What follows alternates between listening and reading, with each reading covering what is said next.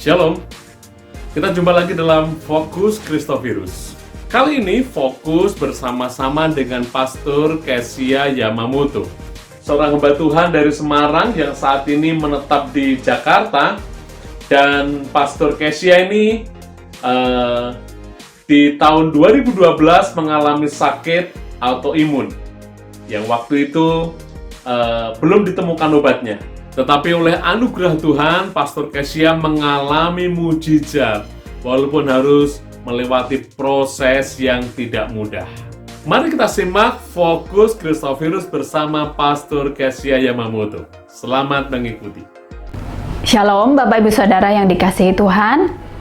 Nama saya Kesia Yamamoto, saya asalnya dari Semarang, tapi saya sudah pindah dan menetap juga pelayanan full time di Jakarta.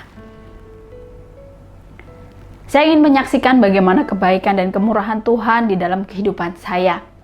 Dulu sebelum saya mengalami sakit parah, saya adalah seorang hamba Tuhan. Saya memutuskan untuk pelayanan full time di tahun 2012 akhir.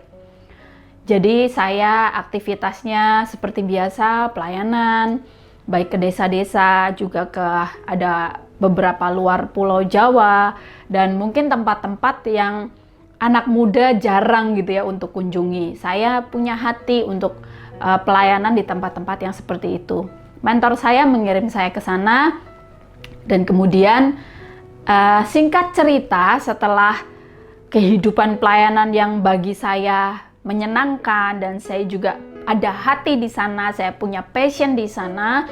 Tapi dalam kurun waktu beberapa bulan setelah saya menjadi hamba Tuhan sepenuh waktu, Tuhan mengizinkan saya mengalami satu kondisi di mana pada saat itu di tahun 2013 awal, saya sendiri belum tahu apa nama penyakitnya. Jadi pada saat itu yang saya alami adalah saya bisa lemas mendadak, lalu kemudian nyeri di sekujur tubuh, di sendi-sendi di seluruh tubuh, baik di tangan, di punggung, lalu juga di kaki, dan juga bangun pagi itu suka ada lebam-lebam gitu di beberapa bagian tubuh, misalnya di dalam tangan bagian dalam, lalu ada di paha, lalu di kaki, di dekat lutut, dan di banyak tempat-tempat yang menurut saya tidak masuk akal, karena saya merasa saya tidak jatuh atau terbentur sesuatu yang keras gitu, tapi lebam-lebam itu bisa muncul dengan sendirinya dan itu sangat sering. Kemudian mata saya bisa bengkak mendadak kalau saya misalnya makan sesuatu yang direspon oleh tubuh tidak baik. Lalu kemudian saya juga sampai titik terparahnya adalah saya pingsan mendadak. Dalam 1-2 minggu itu saya pasti masuk UGD. Jadi sambil saya pelayanan, saya mencari tahu gitu, saya ke dokter, dan pada saat itu dokter belum menemukan apa yang sebenarnya terjadi dalam tubuh saya. Yang saya alami hanya drop mendadak, lalu kemudian keluar masuk rumah sakit. Saya bahkan mengalami kondisi brain fog, di mana terjadi seperti kepikunan di usia saya yang waktu itu masih 20 tahunan. Saya sudah terbiasa nyetir mobil pulang ke rumah, tapi di satu waktu saya bisa berputar-putar di bundaran kompleks. Saya nggak tahu rumah saya di mana, saya bingung saya ini lewat mana. Itu sesuatu yang menurut saya di luar pikiran saya, dan saya saat itu mengalami kebingungan. Apa yang terjadi dengan saya tidak tahu pada saat itu. Kemudian waktu berjalan dan diagnosis belum ditegakkan. Pada awalnya dokter menyatakan saya mungkin terlalu lelah karena aktivitas yang banyak. Kemudian mulai disesuaikan, jadwal pelayanan mulai dikurangi, segala sesuatu mulai banyak adjustment, tapi tetap kondisi saya tidak menjadi baik. Dan saya mengalami kondisi buruk itu total selama 4 tahun. 2012 akhir sampai kemudian di 2016. Kondisi titik terburuk yang saya alami pada saat itu adalah saya tidak bisa berjalan, saya mengalami kelumpuhan dari pinggang ke bawah, mati rasa, dan sekujur tubuh yang pinggang ke atas itu semuanya nyeri. Bahkan pada saat disentuh oleh tangan kita sendiri untuk sentuhan kulit seperti ini saja itu nyerinya luar biasa. Jadi kalau bisa jangan ada orang yang pegang, jangan ada orang yang mau bantu itu sampai bantu gendong atau memapah, itu malah justru semakin membuat tubuh saya itu menjadi sangat-sangat nyeri. Dan kalau bisa gitu pada waktu itu berpikir kalau ada hidup di dalam dunia magic, mungkin saya akan berpikir kalau tidur itu ngambang itu akan lebih baik. Jadi punggung saya tidak kena kasur gitu ya, bagian pinggang ke bawah tidak kena kasur, bagian atas kanan kiri juga nggak kena apa-apa gitu, karena terlalu sakit dan sangat-sangat tidak nyaman pada saat itu. Itu yang saya alami. Sampai 4 tahun berjalan, keluar masuk rumah sakit, UGD, dirawat berminggu-minggu, dan di situ sampai 4 tahun kemudian setelah kondisi terparah saya sampai tidak bisa bergerak sama sekali selama 3 hari berturut-turut. Kemudian saya ke dokter yang berbeda atas saran seorang ibu yang saya layani selama itu. Karena saya sering visit tapi tiba-tiba nggak visit, lalu ibu ini telepon saya dan saya cerita gitu bahwa saya mengalami sakit, dan kemudian si ibu ini punya anak seorang dokter, dibantu dicari tahu dari semua gejala-gejala saya. Akhirnya saya di-reference ke salah satu dokter, dan dokter itu memberikan diagnosis setelah beberapa minggu pemeriksaan dan perawatan intensif. Lalu keluarlah bahwa saya mengalami diagnosis yang disebut dengan autoimun jenisnya Sjogren syndrome. Kondisi di mana sistem kekebalan tubuh saya menyerang diri saya sendiri, dan yang diserang adalah sendi, lalu kemudian kelenjar eksokrin. Jadi mata menjadi kering, susah menelan, kulit menjadi kering. Jadi tubuh ini mengalami kekeringan yang luar biasa dibanding orang normal pada umumnya. Jadi banyak sekali hal-hal yang harus diperbaiki, banyak hal-hal yang saat itu justru mengerikan secara medis bagi saya. Karena kalau misalnya Bapak Ibu Saudara bisa cari tahu di internet, autoimun secara medis, saya bilang secara medis, belum ada obatnya sampai dengan hari ini. Bahkan banyak orang yang harus tergantung dengan obat seumur hidup mereka. Dan pada saat itu, dalam kondisi terburuk saya, tidak bisa berjalan, tidak bisa melakukan aktivitas sendiri, bahkan mohon maaf, ke belakang juga saya harus dibantu oleh orang. Itu adalah kondisi terburuk yang saya alami dan membuat saya sempat bertanya-tanya, apa sih yang Tuhan mau dalam kehidupan saya? Pada saat kondisi terburuk yang sangat-sangat buruk bagi saya pada saat itu, saya memutuskan untuk off sementara dari pelayanan. Saya pulang ke Semarang, dan saya seorang yatim piatu. Bapak Ibu, saya tidak punya orang tua, kakak saya banyak di luar kota. Jadi saya dirawat oleh tante saya yang ada di Semarang. 1 tahun penuh saya tinggal di Semarang untuk dirawat secara intensif. Rumah sakit juga pindah perawatannya dengan dokter dan rumah sakit yang ada di Semarang. Dan singkat cerita, dalam 1 tahun itu Tuhan proses saya luar biasa. Satu hal yang saya tekankan untuk diri saya sendiri pada saat saya mengalami kondisi terburuk. Secara manusiawi takut, iya. Secara manusiawi khawatir, iya. Karena kondisi yang buruk, diagnosis medis yang menyatakan bahwa saya kemungkinan tidak akan sembuh, karena secara medis memang tidak ada gitu. Obat yang dipakai itu hanya untuk menekan gejala supaya tidak kambuhan. Lalu yang ketiga, saya harus tergantung dengan tante saya, bahkan cenderung merepotkan sebagai anak muda yang produktif. Bukan saya yang merawat tante saya, tapi malah saya yang dirawat oleh tante saya. Itu sesuatu yang buat saya itu malu gitu. Di dalam diri saya merasa, Tuhan, masa hidup saya masih muda tapi saya merepotkan orang lain. Tapi yang pasti saya tidak pernah minta mati sama Tuhan. Saya tidak pernah menganggap Tuhan itu jahat di dalam kehidupan saya. Itu yang saya pegang. Saya belajar menghidupi secara manusiawi, memang khawatir ada karena biaya yang dibutuhkan juga sangat besar. Insurance tidak cover, BPJS juga tidak cover. Pada saat itu banyak sekali hal-hal yang harus ditanggung sendiri, dan apalagi saya juga tipe orang yang saya tidak minta belas kasihan orang, saya tidak minta bantuan orang lain. Jadi saya mengandalkan Tuhan. Kalau Tuhan izinkan saya mengalami ini, saya percaya bahwa ada sesuatu yang baik yang Tuhan siapkan. Jadi pada saat kondisi terburuk saya, bahkan saya tidak bisa bergerak normal, saya tidak bisa pada saat awal saya bangun dari kasur pun saya belum bisa. Saya belum bisa duduk. Apalagi berjalan, punggung saya, badan saya semua pakai alat bantu karena pundak saya sempat tinggi sebelah. Di dalam kondisi terburuk yang seperti itu, saya belajar untuk bertanya kepada Tuhan. Bukan bertanya, kenapa saya Tuhan? Tapi saya bertanya, Tuhan mau apa di dalam kehidupan saya? Kenapa Tuhan izinkan saya mengalami sakit yang secara akal manusia saya nggak pernah duga gitu bahwa saya akan mengalami sakit yang seperti ini.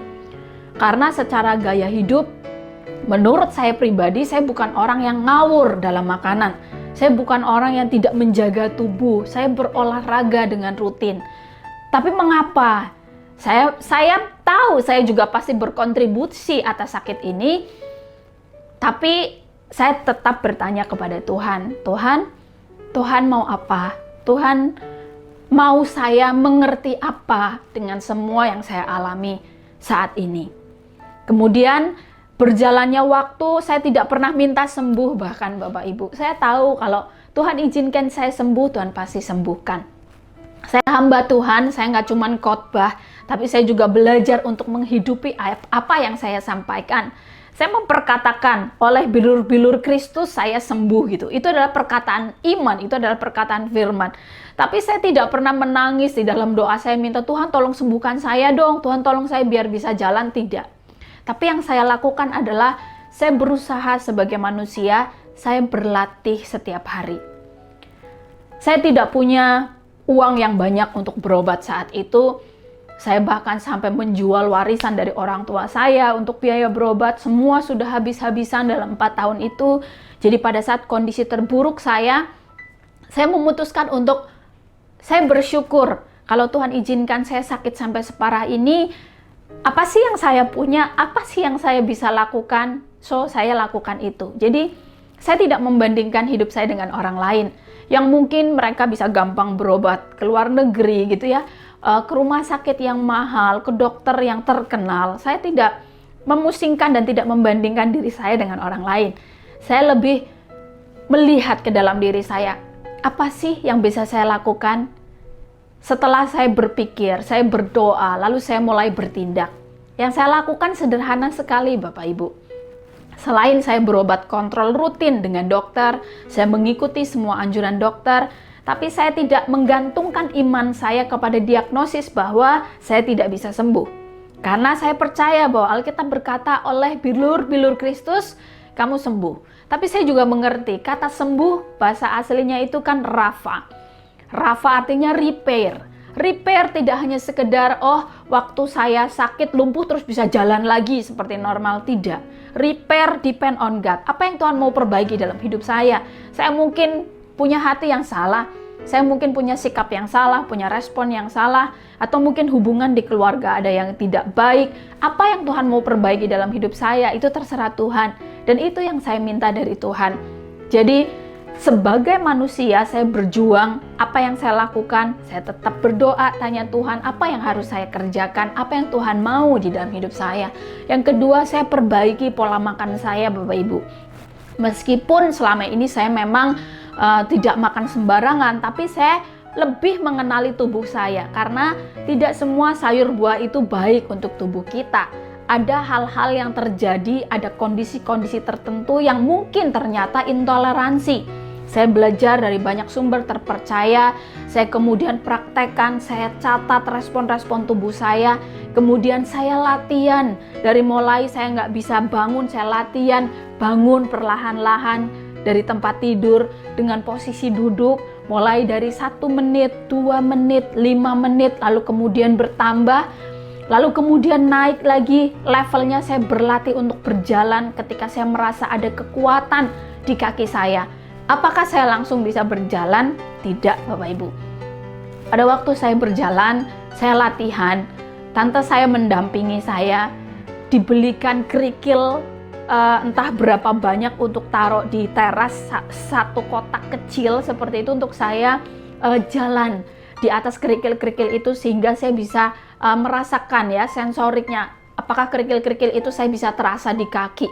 Hal-hal yang mungkin sederhana, hal-hal yang mungkin biasa, Tapi saya percaya bahwa dalam setiap keterbatasan kita, dalam hal-hal yang sederhana, Tuhan bisa buat mujizat. Asal kita percaya dan kita sungguh-sungguh dengan Tuhan. Saya sangat excited waktu saya latihan berjalan. Saya mempraktekkan iman saya pada saat itu. Saya berjuang dengan didampingi oleh tante saya.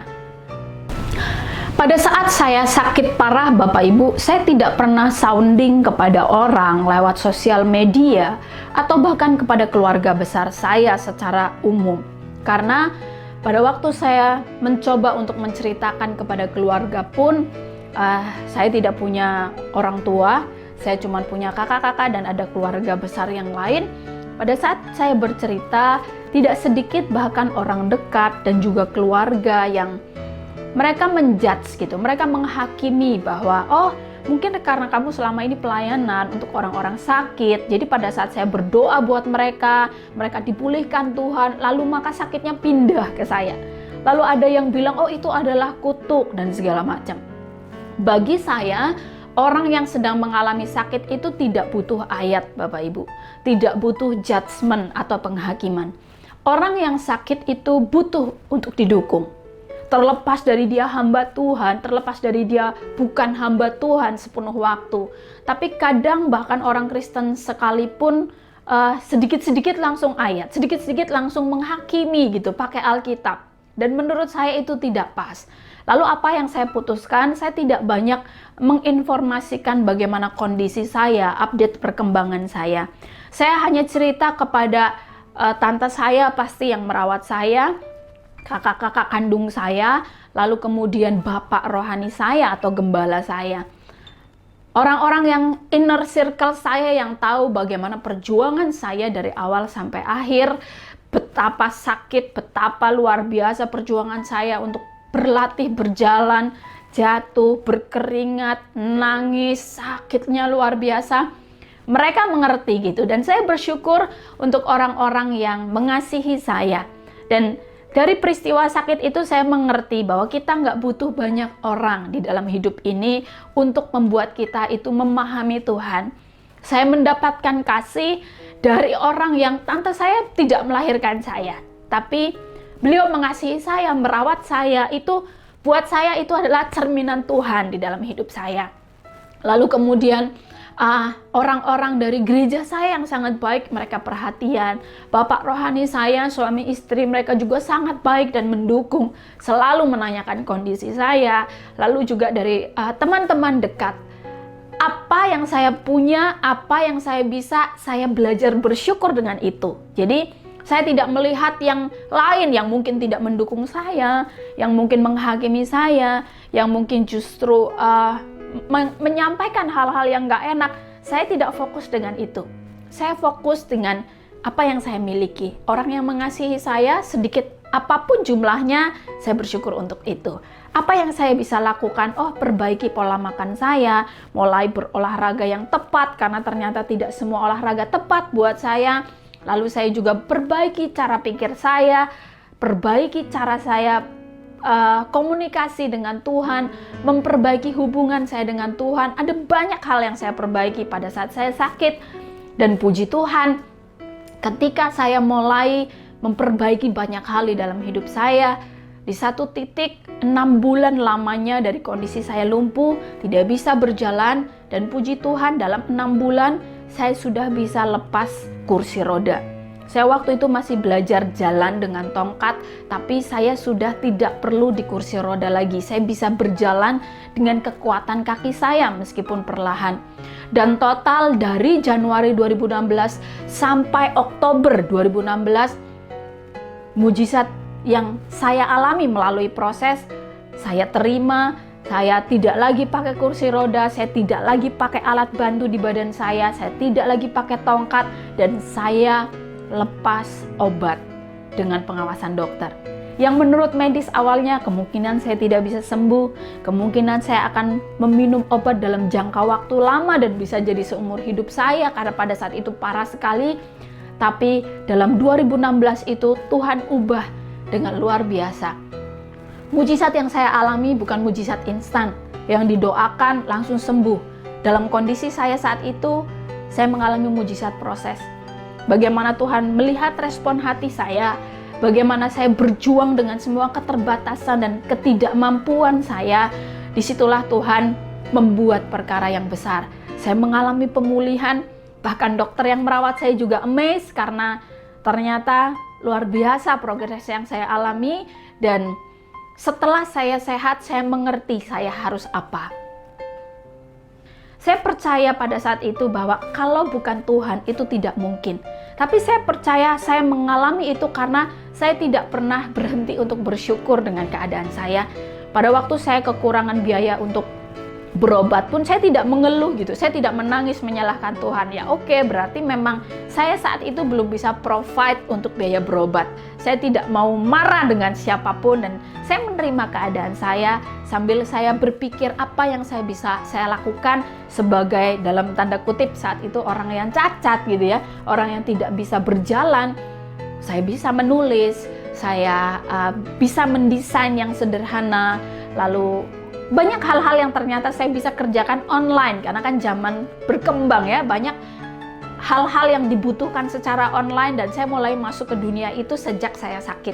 Dan puji Tuhan, tidak sekedar biaya berobat yang tercover, bahkan yang terkumpul dari jualan tas itu Bapak Ibu, nggak cuman bisa 1-2 bulan tapi bisa mengcover biaya saya selama 1 tahun. Saya simpan baik-baik, saya gunakan baik-baik, dan Tuhan izinkan saya untuk menerbitkan buku-buku juga. Yang pertama pada saat itu 2016 buku Fighting Spirit, lalu berlanjut saya mengeluarkan buku kedua, dan sekarang saya baru saja mengeluarkan buku ketiga. Saya percaya bahwa semua yang Tuhan izinkan terjadi dalam hidup saya dirancang Tuhan untuk sebuah kebaikan. Tuhan nggak pernah jahat di dalam kehidupan kita selama kita percaya dan selama kita terus berjuang. Mujizat yang saya alami banyak hal, tidak hanya sekedar biaya berobat, kesehatan yang pulih sampai hari ini, bahkan saya sudah tidak konsumsi obat, tidak kambuhan itu dari 2016 sampai 2021 ini. Tapi Tuhan juga memberkati saya dengan pasangan hidup. Secara manusiawi pada saat saya dulu kondisi parah, saya ditinggal pacar saya karena wajar, memang autoimun katanya nggak bisa sembuh, nanti susah punya anak dalam kasus saya. Ada banyak sekali hal-hal manusiawi yang terjadi dan saya nggak pusing dengan itu. Tapi di 2017 Tuhan pertemukan saya dengan orang yang mengasihi saya dengan semua yang baik, dengan semua yang buruk yang saya punya. Bahkan diperkenalkan oleh teman, tidak butuh waktu yang lama, dalam jangka waktu sekian bulan perkenalan, lalu kami langsung menikah oleh anugerah Tuhan, dan sampai hari ini kami hidup di dalam rumah tangga, di dalam sukacita Tuhan, dan saling mendukung untuk pelayanan, saling mendukung untuk bisa memberikan yang terbaik dalam setiap hidup kami sehari-hari. Ketika saya sudah sehat dan pulih dengan kondisi yang stabil, maka saya melakukan banyak hal untuk menjadi ucapan syukur saya kepada Tuhan. Saya membuat buku supaya ada banyak orang yang sakit seperti saya mengalami pemulihan dan juga kekuatan. Mereka boleh berpengharapan kepada Tuhan. Saya juga membuat website untuk sarana edukasi, karena pada saat di zaman saya saat itu, saya sulit sekali mendapatkan informasi dari sisi pasien. Kemudian saya juga membuat sosial media saya sebagai platform edukasi. Saya membuat Android apps untuk semuanya menjadi sarana edukasi buat orang-orang. Juga ada YouTube channel untuk mengedukasi supaya orang-orang dari berbagai tempat dimanapun di seluruh Indonesia ini mereka bisa mendapatkan jawaban atas setiap ketakutan mereka, atas setiap kebingungan mereka akan kondisi autoimun yang mungkin mereka alami. Dan saya bersyukur mulai tahun 2020 banyak sekali organisasi, yayasan atau komunitas yang sudah mulai speak up, mereka mulai menyebarkan awareness ya, sehingga banyak sekali orang yang sekarang mulai lebih peduli, sehingga pada saat mengalami kondisi-kondisi yang ada indikasi ke autoimun, mereka boleh lebih cepat untuk ditangani, lebih cepat berobat, dan mereka tidak mengalami kondisi buruk seperti yang dulu saya alami. Yang menjadi poin penting di dalam peristiwa yang saya alami, saya mengerti bahwa Tuhan tidak pernah jahat di dalam kehidupan saya dan juga Bapak Ibu Saudara semua. Kalau Tuhan izinkan sesuatu yang terjadi buruk sekalipun, Percayalah, keadaan kita, kegagalan kita, luka, semua yang gak enak itu bukan gambaran seluruh hidup kita akan sama. Jadi jangan pernah menyerah, jangan pernah berasumsi bahwa oh nanti saya bakal seperti ini terus, oh saya mah gagal, oh saya mah dari sononya begini. Tidak Bapak Ibu. Rancangan Tuhan adalah rancangan damai sejahtera. Masa depan di dalam Tuhan adalah masa depan yang penuh dengan harapan. Jadi tetap semangat, tetap berpegang teguh kepada Tuhan dan jangan kehilangan pengharapan di dalam Tuhan. Biar lewat hidup Bapak Ibu dan juga saya, ada banyak sekali orang yang diberkati, ada banyak sekali orang yang dipulihkan, dan mereka boleh mengenal Kristus. Tuhan Yesus memberkati. Demikian telah kita ikuti bersama kesaksian Pastor Kesia Yamamoto. Perjalanan kehidupan yang tidak mudah, begitu banyak tantangan, tetapi dengan tekad dan semangatnya yang kuat, Pastor Kesia bisa melewati semuanya.